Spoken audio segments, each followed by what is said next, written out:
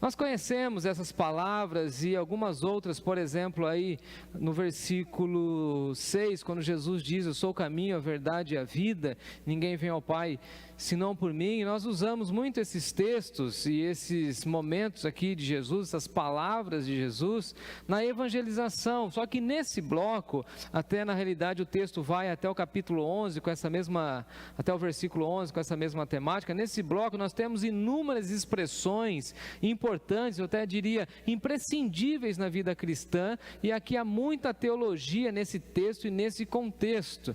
Se você está familiarizado com o texto de João, como nós acabamos de estudar na nossa EBD, e eu preguei bastante sobre o Evangelho de João, o capítulo 13, nós temos o lava-pés, Jesus lavando os pés dos discípulos, e João dizendo para nós que ele nos amou até o fim, até as últimas consequências. Então Jesus vai dizer de fato, de verdade, que ele é o Senhor. Quem não receber esse momento de Jesus do lava-pés não teria parte com ele.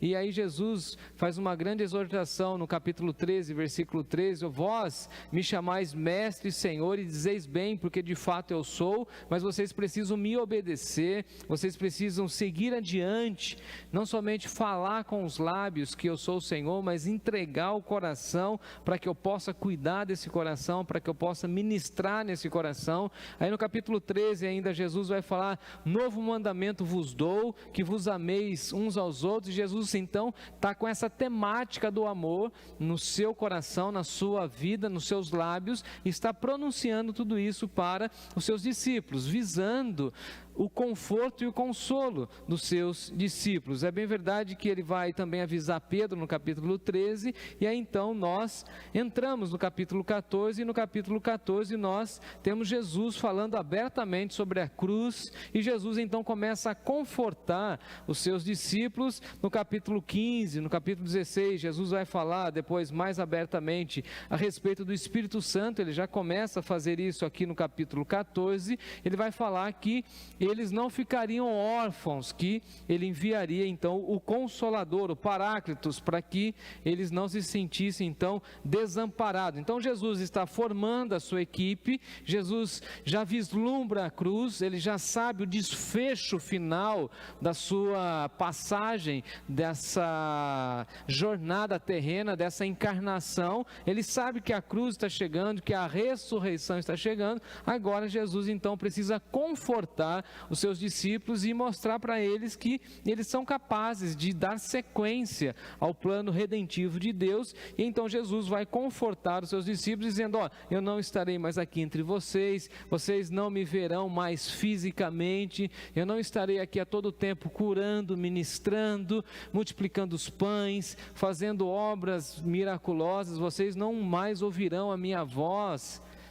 física, vocês vão ter que guardar as palavras nos corações, vocês vão ter que obedecer, vocês vão ter que colocar tudo que vocês aprenderam em prática. E então eles começaram a ficar um tanto quanto apreensivos, assustados. É por isso que Jesus abre o capítulo 14 dizendo o seguinte: não se turbe o vosso coração. E essa expressão eu quero deixar ela um pouquinho mais para o final. Então parece que Jesus está dando um tom de despedida, e nesse tom de despedida ele começa então a confortar os seus discípulos. Então Jesus fala do conforto, mas ele fala do conforto olhando para a eternidade. É muito incrível isso, porque Jesus faz com que os seus primeiros discípulos, e nós também depois de mais de 2000 anos, olhemos não as circunstâncias que estão ao nosso redor, mas olhemos para a eternidade, olhemos para as promessas de Deus, os planos que Deus tem para a nossa vida. Então é como se Jesus estivesse nos desprendendo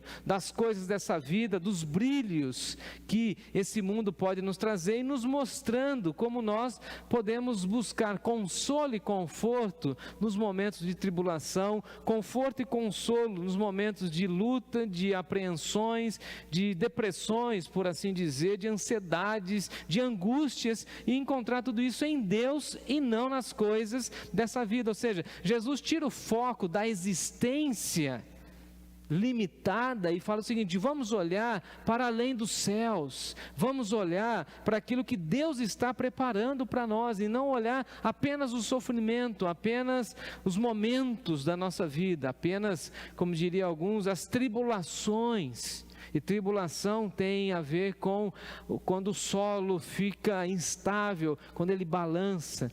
Dia desses houve um tremor no Chile e algumas pessoas sentiram no Brasil o chão balançando. Não sei se você já se deparou, por exemplo, com máquinas de grande porte, por exemplo, de terraplanagem, pavimentando uma rua perto da sua casa, onde tudo está tremendo. Então, isso significa tribulação. Então, é quando a vida dá uma remexida, quando a vida dá uma balançada, e nós vamos tendo que lidar com tudo isso, e sem perder a fé, sem perder a firmeza. Então, qual que era o intuito de Jesus? Olha, eu estou partindo, mas eu não quero que vocês se desesperem, não quero que vocês fiquem ansiosos, não quero que vocês fiquem angustiados, e na expressão de Jesus, eu não quero que o seu coração fique turbado. Logo eu retomo nessa expressão. Então, a grande pergunta que o texto faz é: o que nos conforta? E aí Jesus fala o seguinte: o que conforta os meus discípulos é que os meus discípulos precisam orar, e precisam pensar, e precisam olhar para as minhas promessas. Então veja aqui, agora eu quero passar com vocês aqui pelo menos 6 promessas de Jesus. Quando, em primeiro lugar, Jesus fala da casa do Pai, está aí no versículo 2, na casa de meu Pai. Ele vai falar na casa do Pai. Então ele fala com muito amor da casa do Pai. É muito interessante isso, porque, por exemplo, o apóstolo Paulo vai dizer que Deus não habita em templos feitos por mãos humanas, que Deus nunca esteve preocupado com esse ritual que nós às vezes queremos implementar nas construções humanas. Eu sei que alguém vai dizer o seguinte: mas Deus foi muito zeloso lá com o tabernáculo, com o templo, e Jesus também foi em seu tempo, e não é isso que eu estou falando. É claro que Deus é zeloso, mas Deus não habita apenas em construções humanas. Davi, por exemplo, no Salmo 23 vai dizer o seguinte: certamente que a bondade e a misericórdia do Senhor me seguirão todos os dias da minha vida, e eu habitarei na casa do Altíssimo por todos os dias da minha vida. Então, qual que era o foco da vida de Davi, se não morar na casa de Deus, na casa do Pai? O salmista no Salmo 84 vai dizer o seguinte: pois um dia nos teus átrios vale mais do que 1000, prefiro estar à porta da casa de Deus do que permanecer na tenda da perversidade. Então, os salmistas e várias expressões do Antigo Testamento falando então da casa do Pai, e Jesus usa essa expressão, casa do Pai, de uma maneira muito brilhante, e a expressão grega vai dizer para nós de uma residência, algo mais abstrato, de uma morada literal ou figurado, ou de uma família, de uma reunião de pessoas. Então veja que Jesus está falando assim: na casa do meu Pai, no sentido figurado, para nós ainda é. Onde que é a casa do Pai? Na eternidade. Então veja que ele conforta os seus discípulos, falando o seguinte: vamos pensar na casa do Pai, vamos pensar na nossa reunião santa, quando estivermos como família de Deus na casa do Pai, com os nossos irmãos que já partiram.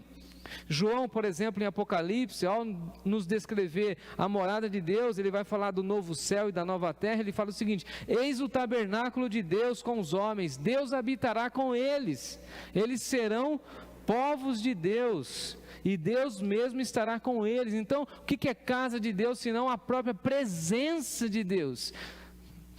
Apocalipse 21 vai encerrar dizendo que Deus vai habitar no meio do seu povo. E Jesus está falando o seguinte: você quer ter seu coração confortado? Pense na casa do seu Pai. E Jesus aqui está falando também do nosso relacionamento com o Pai. Estaremos na casa do nosso Pai, desfrutaremos de tudo que o Pai está preparando desde a eternidade. E onde o Pai está, tudo é santo, tudo é sagrado. Onde os anjos estão cantando que Ele é santo, que Ele é digno de receber honra e majestade, e nós estaremos ali na casa do Pai. Nós seremos o seu povo, o povo santo. Jesus está falando também da reunião do povo de Deus, onde o Pai está presente, logo todos os seus filhos, eu diria então de todas as eras, de todos os séculos, estarão ao redor do Pai, na casa do Pai, onde o Pai vai recolher todas as pessoas. Louvado seja o Senhor por isso. Então, o que nos conforta, o que nos consola? Pensar na casa do Pai. Em segundo lugar, Jesus também vai falar das muitas moradas. Veja que ele diz aí no versículo 2, na casa de meu Pai há muitas moradas. E Jesus vai usar essa expressão muito curiosa, morada, que significa literalmente no grego residência, ou lugar, ou até mesmo mansão. Eu me lembrei até de alguns hinos clássicos, o irmão Carlos vai se lembrar comigo também, que falam dessas mansões celestiais. E as pessoas do passado tinham mais essa visão de que nós podemos padecer aqui, podemos ter grandes dificuldades aqui. O sonho do brasileiro é ter uma casa própria, mas eu me lembro desde criança, vários irmãos e irmãs falando, olha, mesmo que eu não consiga comprar o meu pedaço de chão aqui nessa vida, eu vou morar numa mansão celestial. É exatamente isso que Jesus está dizendo. Ele está dizendo o seguinte, olha, vamos pensar nas nossas moradas celestes, vamos tirar os olhos das coisas dessa vida, e vamos pensar naquilo que está no céu. E eu me lembrei daquele hino, Natália, céu, lindo céu, céu, lindo céu, eu vou para o céu, eu vou morar no lindo céu. E aí ele fala o seguinte, ainda a letra, há mansões celestiais, lembra, Carlão? Todas feitas por Deus, aleluia. Nós temos um pedaço, uma mansão, um lar, uma residência com Deus. Aleluia por isso. E veja que Jesus aqui está mostrando a imensidão da casa do Pai. Eu falava com Timóteo, falava assim, filho, vamos imaginar a casa de Deus, a morada de Deus. Agora vamos imaginar a morada de todos os salvos, de todos os crentes, de todas as épocas. Aí ele falou, pai, deve ser muita gente. Eu falei assim, então filha, para a gente tentar imaginar a dimensão, a profundidade, a grandeza do amor de Deus, e muitas moradas remetem então a todo esse povo, desde o Antigo Testamento, que crê no Messias, no Novo Testamento, que creu em Jesus, mais de 2000 anos de história do cristianismo, todos nós que hoje cremos e confessamos que Jesus Cristo é o nosso Senhor, e todos aqueles que hão de crer até que Ele volte, todo esse povo vai morar no céu, no lindo céu, e há muitas moradas para todos. E como Deus é justo, Deus não vai esquecer de ninguém.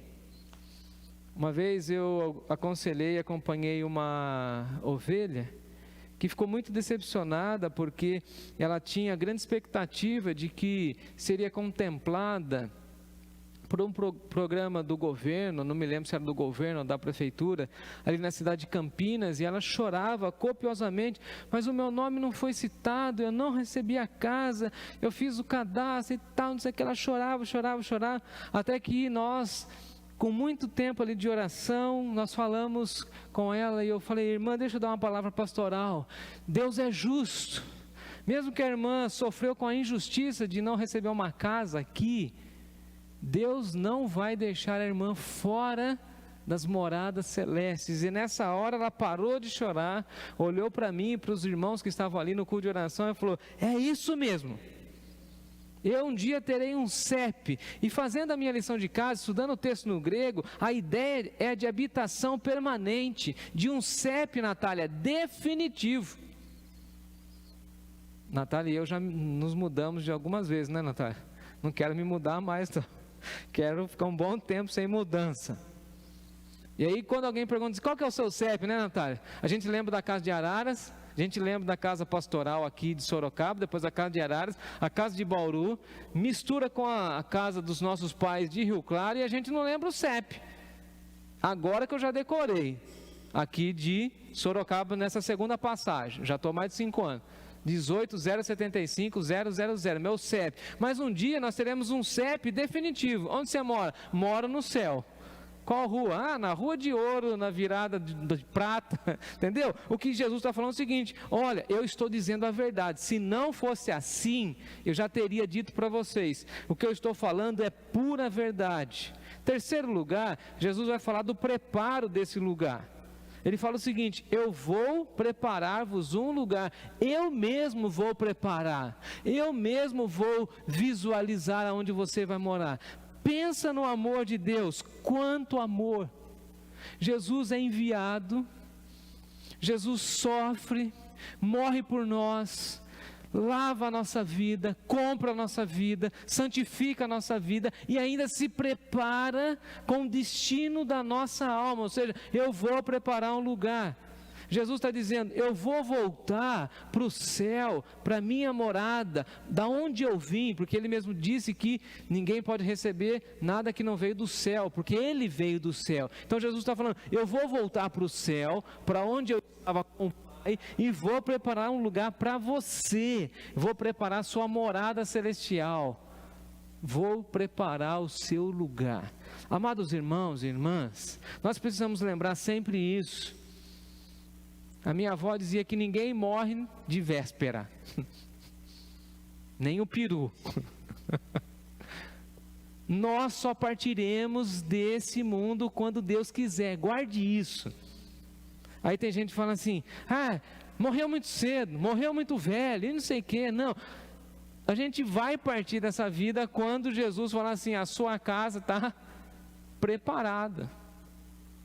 E é difícil para a gente entender isso, mas é a verdade. Jesus foi preparar um lugar. Quando o meu lugar estiver preparado e a minha senha chegar, chegou. E para nós cristãos, a morte é melhor do que a vida, porque a graça é melhor do que a vida. E se Jesus está me chamando, logo irei. Até tem um hino, né? Seguirei ao meu bom mestre, seguirei o meu bom mestre. Então fique em paz, descanse a sua alma, que o seu coração seja confortado nessa noite, sabendo que Ele está preparando. Ele está preparando aqui, cuidando de você aqui, nessa existência aqui, cuidando da sua saúde, cuidando da sua alimentação, cuidando dos seus pensamentos. Jesus já está cuidando, e Ele também está cuidando da sua morada no céu.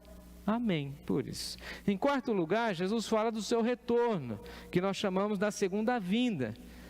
Dá uma olhadinha comigo no versículo 3. E quando eu for, porque ele ainda não havia ido, né, correto? Jesus ainda, aqui em João 14, não havia morrido, não havia ressuscitado e não havia voltado para o Pai. Então ele está dizendo: quando eu morrer, ressuscitar, cumprir a minha missão, enviar a igreja ao mundo, eu vou voltar para o Pai. E quando eu for, eu vou preparar um lugar para vocês.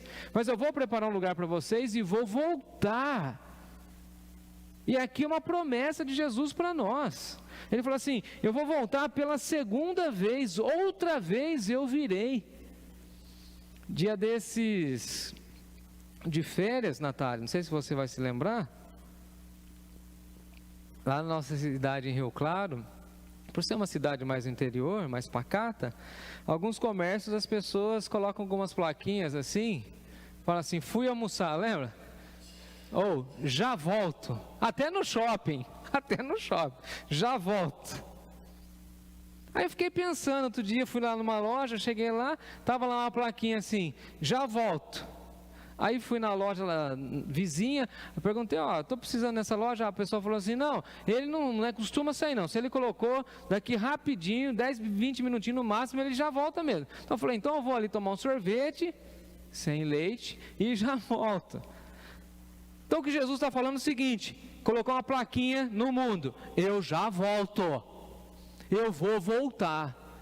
E nós crentes precisamos confiar nisso.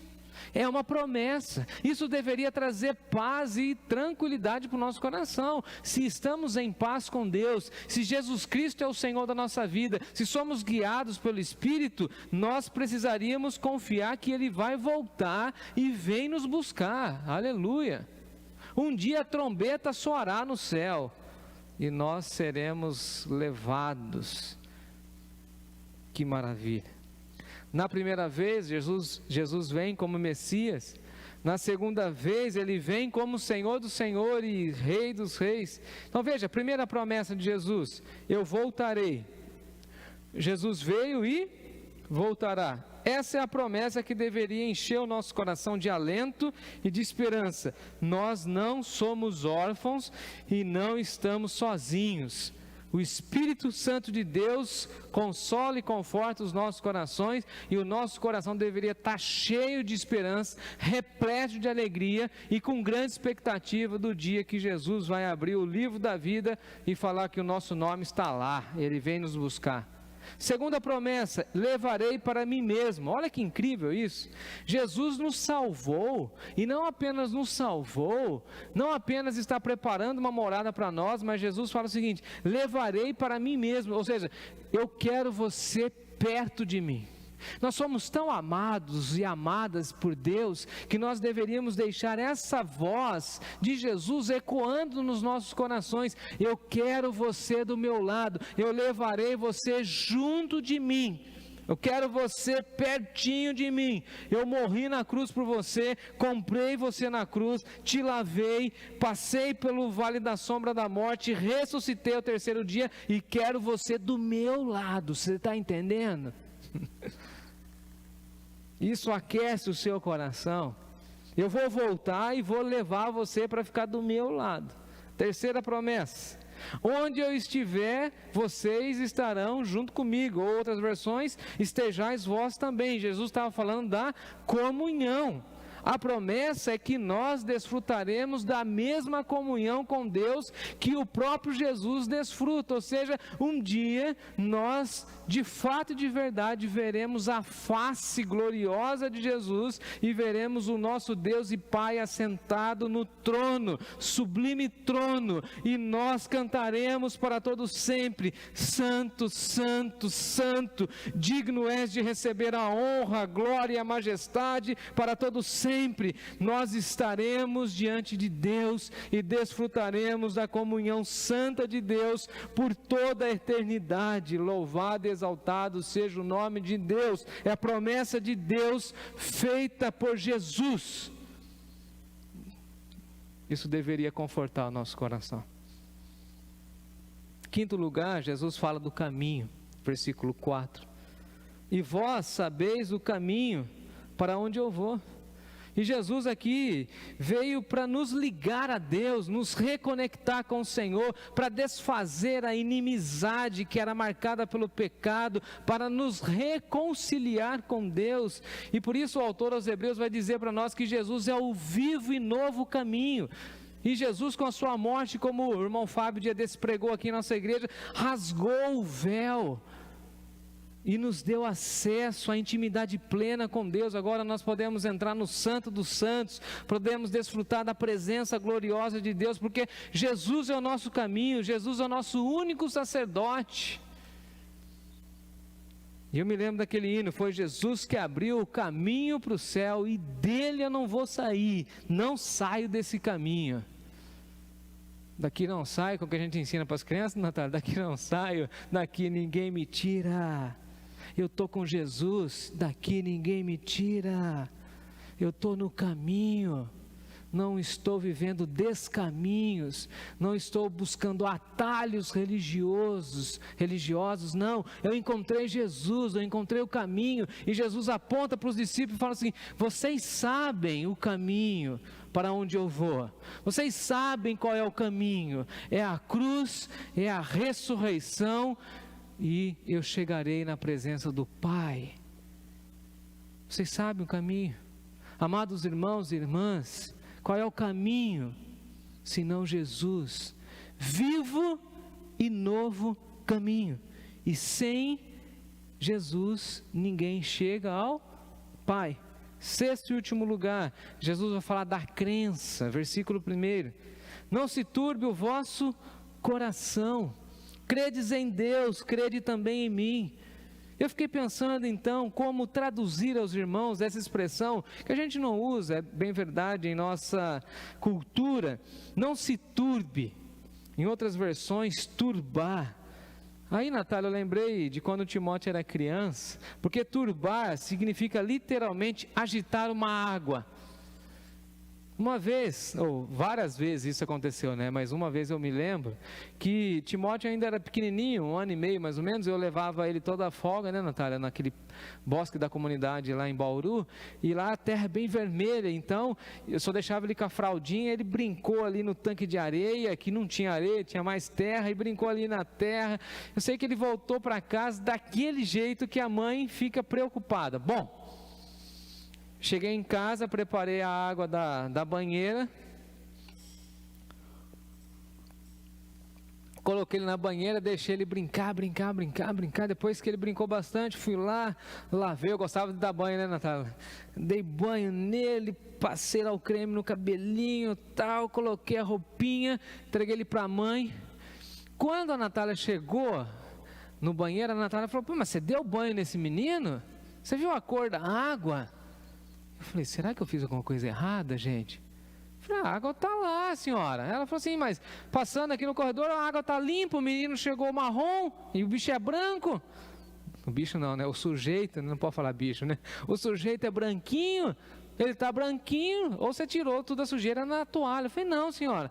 Aí quando a Natália chegou comigo na banheira, a terra e toda aquela sujeira tinha decantado, ela estava embaixo. Então quem passava no corredor via a banheira lá e via água transparente, parecia que a água estava limpa. Aí eu cheguei lá na banheira, você lembra disso, Tanta? Fiz assim: olha a cor dessa água assim, ó. Coloquei a mão, fiz... aí a água ficou o quê? Turbada. A água ficou agitada. A água ficou turva, como diriam alguns do passado.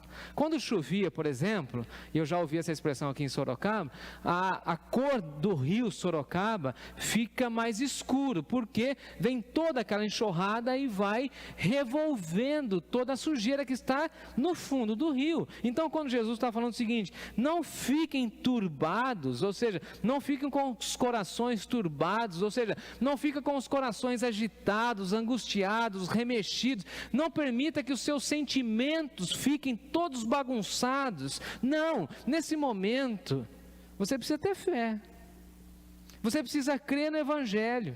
E crer no Evangelho de João tem a ver com concordar com aquilo que Deus está dizendo. Então ele fala o seguinte: se você quer manter o seu coração em paz, até me lembrei daquele hino, né? Se teu coração estiver em paz. Nossa, que incrível. Se o seu coração, eu estou saudoso hoje do cantor, hein? Se o seu coração estiver em paz, você crê em Deus. Agora, se você deixar suas emoções todas mexidas, remexidas, pensamentos revirados, deixar alguém ficar falando bobagem para você, você vai ficar com o seu coração turbado, vai ficar tudo agitado. O que Jesus está falando? Crê em Deus. Creia nas promessas de Deus, creia nas alianças de Deus, creia em Jesus. Ele fala: crede também em mim, creia nas promessas, descanse o seu coração. O que nós deveríamos fazer, senão a nossa fé fala assim: eu concordo. O que é amém, senão assim: assim seja, eu concordo. Aí Jesus fala assim: eu vou preparar um lugar para vocês. Aí você fala assim: eu tenho fé, eu creio, amém. Aí Deus fala assim: você é meu filho amado, eu tenho prazer na sua vida. Eu creio, e eu me asseguro nisso, eu tenho fé, eu vou levar a minha igreja, eu creio, Senhor, eu vou cuidar de você, eu estarei com você todos os dias. Você fala assim: eu creio. Mas não é somente falar que acredita, não, é você internalizar essa verdade. Aí quando você amanhecer no dia de amanhã, você fala assim: eu creio que Deus está comigo. Eu creio que Deus está me sustentando. Eu creio nas promessas de Deus. Eu creio que eu posso passar pelo vale da sombra da morte, mas Ele está comigo. Eu creio que eu posso enfrentar a depressão, porque o meu Jesus está do meu lado. Eu creio que os pensamentos ruins serão dissipados quando a doce voz do Espírito Santo consolar e confortar meu coração. Eu creio. Eu creio na palavra, eu creio na revelação de Deus através de um hino, de uma música, de uma oração. Eu creio. Porque Jesus fala o seguinte: não fique com o coração angustiado, amargurado, remexido. Não, creia em Deus, creia em Deus. Creia também em mim. Aí eu me lembrei de outro hino que eu preciso falar dele e vou encerrar. firme nas promessas do Senhor. Quantas promessas ditas por Jesus a nós. Hoje pela manhã a Natália falou do seu momento devocional. O momento que eu fiquei meditando foi numa expressão de Jesus. Ele fala assim: se Deus cuida dos lírios do campo que hoje estão florindo e amanhã secarão, Deus o Pai não cuidará de você? E eu lá preocupado com o remédio, a construção, e Deus falou assim: confia em mim. Aí de manhã eu falei assim: Senhor, me perdoa, eu creio que o Senhor vai cuidar das pessoas que vão passar por cirurgia, eu creio que o Senhor vai atender, Senhor, com graça e com misericórdia, aqueles que precisam de alimento. Eu creio que a minha igreja, Senhor, a igreja onde eu estou servindo, vai ajudar a gente aí com os lençóis, com os cobertores. Eu creio que vai chegar, Senhor. Eu creio e descanso. Que Deus continue a falar ao nosso coração.